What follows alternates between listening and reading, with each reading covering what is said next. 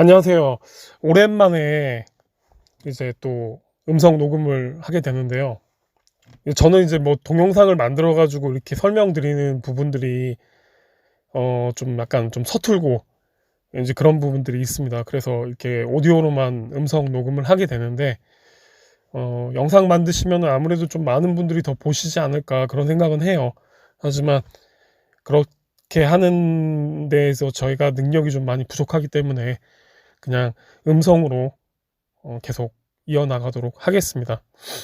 좀 도와주시는 분이 계시면은 좀 편집을 좀 잘해서 많은 분들이 더 좀 이렇게 들었으면 하는데, 이제 그거는 하나님께 맡기도록 하겠습니다. 자, 오늘은 요한계시록에서 나오는 이제 적그리스도에 대해서 이제 설명을 좀 해드리고 싶습니다.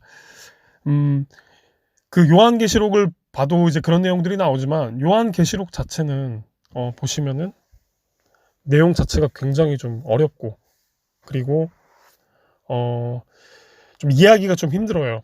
저 역시도 마찬가지로 요한계시록을 보게 되면은 항상 그 비유법으로 말씀을 하시기 때문에 좀 약간 이해하기가 좀 어렵습니다. 근데 그 예수님 복음을 보면은 뭐 요한복음이라든지 마태복음 이런 데 한 중간 정도 가다 보면은 그 제자들하고 대화하는 내용들이 나와요. 그 부분이 오히려 쉽습니다. 내용 자체가. 이제 한 가지 이제 그 성경에 나와 있는 얘기를 해보면, 제자들이 하루는 이렇게 얘기하죠. 아, 예수님, 그 우리 이 땅에 이제 예수님께서 이제 재림을 다시 하실 때, 그리고 이제 이 세상이 이제 뒤집어지고 이 세상의 마지막 종말 같은 현상들이 올 때 어떤 일들이 벌어지겠습니까? 라고 이제 예수님한테 질문을 하게 되죠. 제자들이 이제 질문을 하게 됩니다.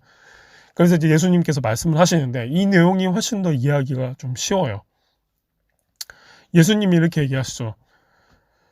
그때가 다가오면은 전쟁, 그리고 기근, 그리고 자연재해, 특히 지진 같은 자연재해들이 빈번하게 발생할 거라는 얘기를 하십니다.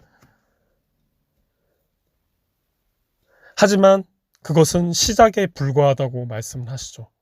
사실 이 부분이 저는 읽으면서 약간 좀 소름도 돋고 많이 좀 무서웠습니다. 시작에 불과하다고 했어요.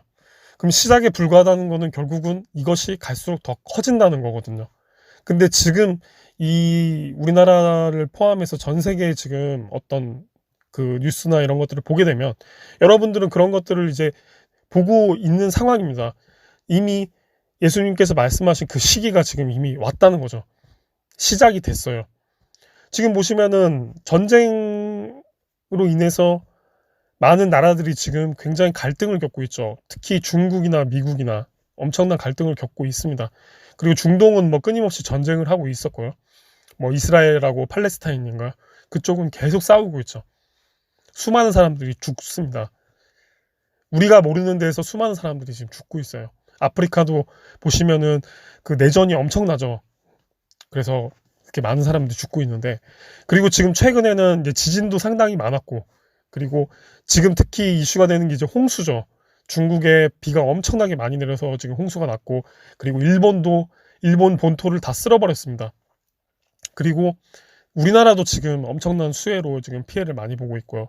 그리고 멕시코 같은 경우도 기사를 보셨을지 모르겠지만 그 번개가 동시에 한 40개 정도 되는 번개가 동시에 하늘에서 바닥으로 쏟아지는 그런 사진 촬영된 게 있어요.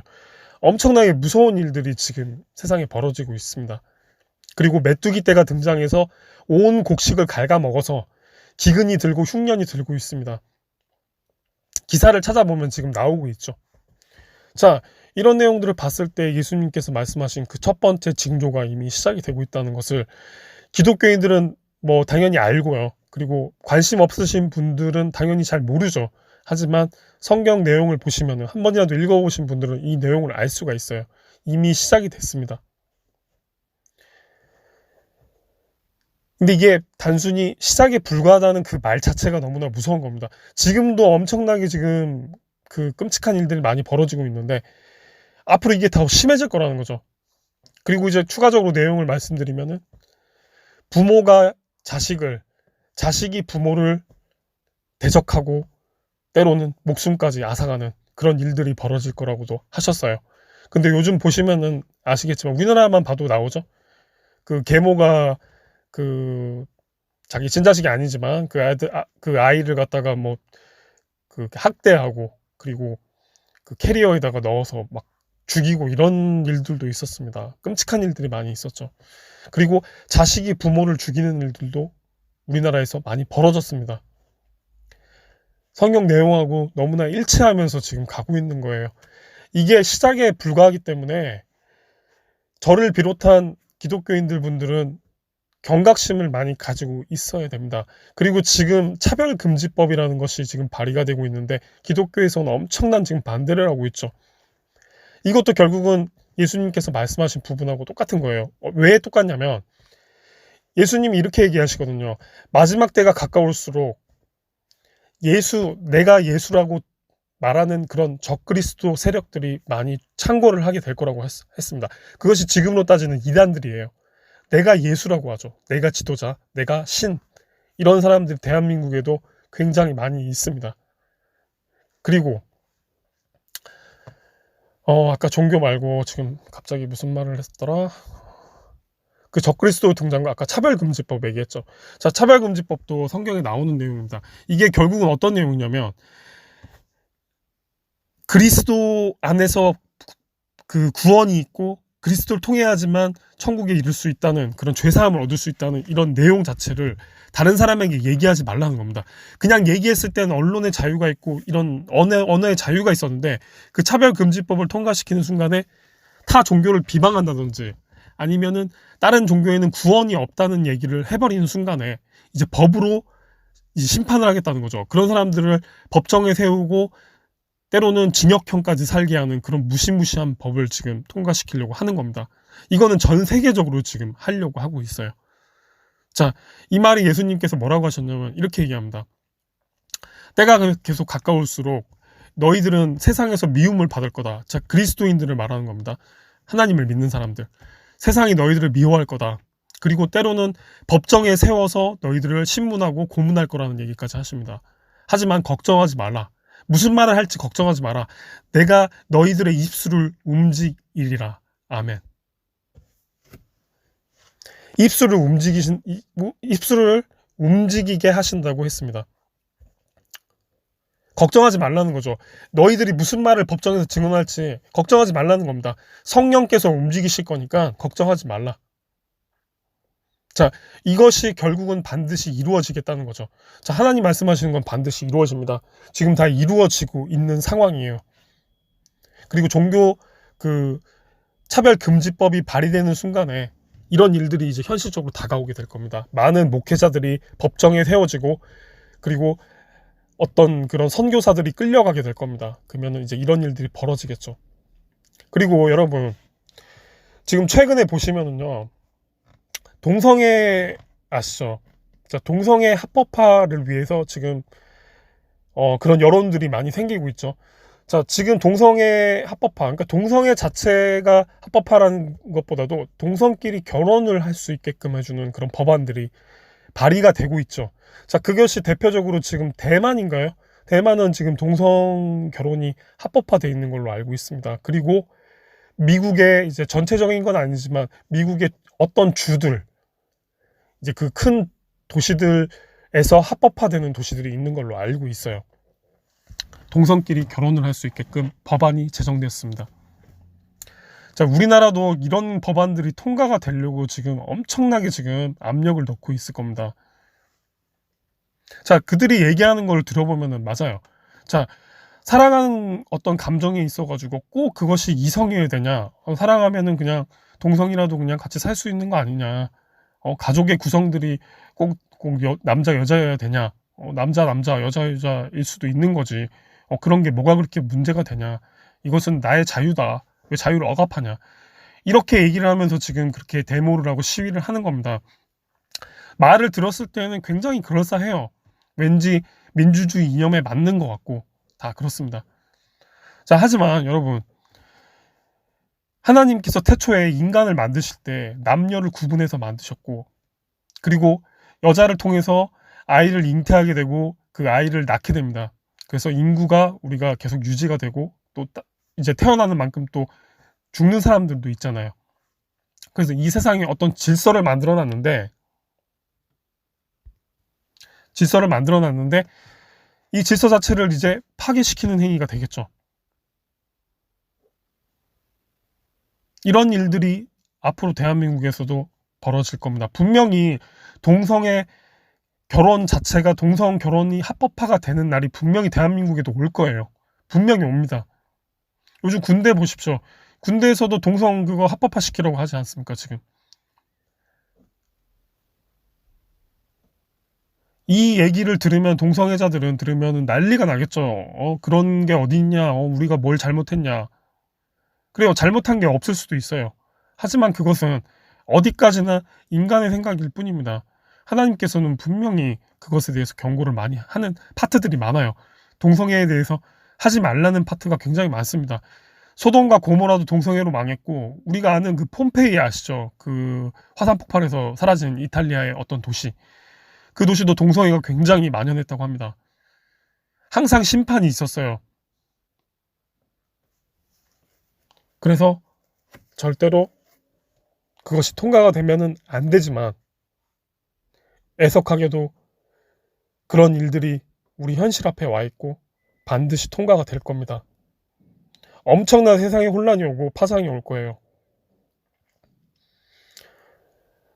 근데 여기서 이제 이런 것들을 깨닫고 계시는 분들은 사태의 심각성을 알고 경계를 하고 이제 어떤 액션을 취하려고 할 텐데, 정작 이런 거에 대해서 무감각해지면은 그냥 나하고는 상관이 없는 일인데 그냥 뭐 남자끼리 뭐 결혼을 하든 뭐 여자끼리 결혼을 하든 이게 무슨 상관이냐, 상관없다, 뭐 이 사람들이 나한테 피해 주는 것도 아니고.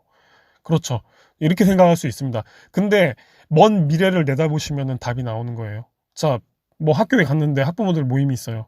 근데 남자가 둘이 왔는데 부부입니다. 여자가 둘이 왔는데 부부예요. 자, 이것을 아이들이 이런 모습의 가족 형태를 보면서 어떤 생각을 할까요? 아이들의 교육에 엄청나게 신경을 쓰잖아요. 애들 얼마나 신경 씁니까? 부모님들이 안 좋은 거 보지 못하게 하고 좋은 거 먹이려고 하고 좋은 교육 시키려고 하고. 근데 이미 가족 형태가 붕괴된 상태에서 아이들이 어떤 생각을 하게 되고 어떻게 자랄지를 생각을 해보시면 되는 겁니다. 생각을 한번 해보시면 끔찍하겠죠. 이제 현실로 다가오게 될 겁니다. 그런 아이들하고 놀지 못하게 할 거예요. 그런 가정에 있는 애들하고. 왜냐하면 생각 자체가 잘못된 그릇된 쪽으로 가는 거는 뭐 불을 보듯 뻔하잖아요. 그리고 남자 여자 여자인데 애가 있겠습니까? 없습니다. 도저히 만들 수가 없죠. 근데 입양을 하겠죠.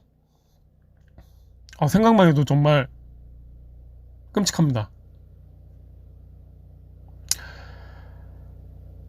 하나님께서 이미 성경을 통해서 그런 것들에 대한 멸망이 있었고 심판이 있었습니다.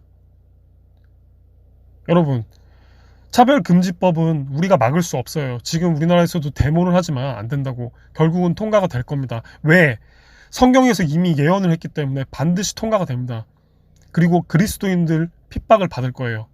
하지만 우리 그리스도인들, 예수님을 믿는 사람들은 끝까지 견뎌야 됩니다. 방법이 없어요.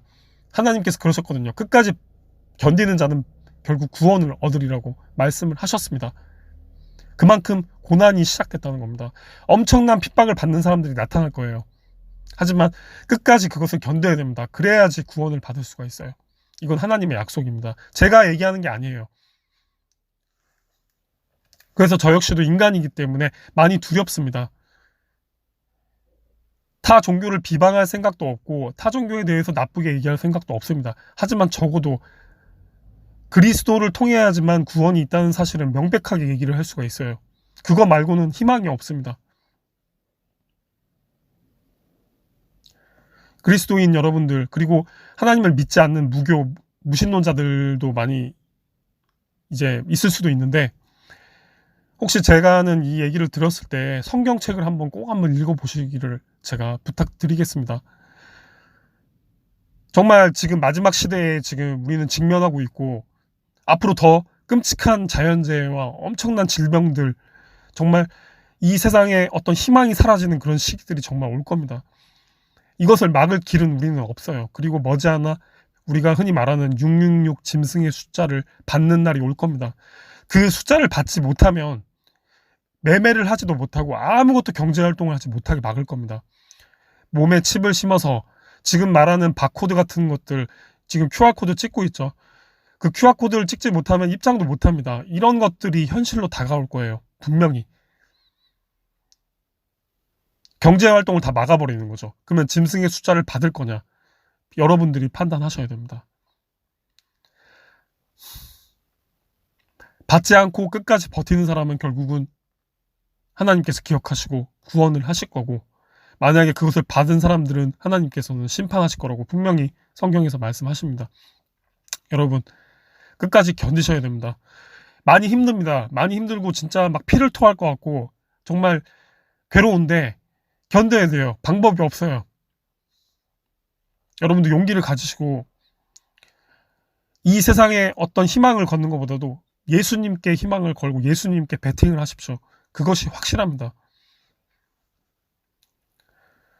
오늘 방송은 여기까지 하고, 여러분들 가정에 정말 예수님께서 항상 임해 주셨으면 좋겠고, 사랑이 넘치시는 가정이 되고, 그리고 아픈 사람들이 많이 없었으면 좋겠고요. 예수님의 사랑이 각 가정에 있기를 기원 드립니다. 저희 예수님의 이름으로 기도드립니다. 아멘.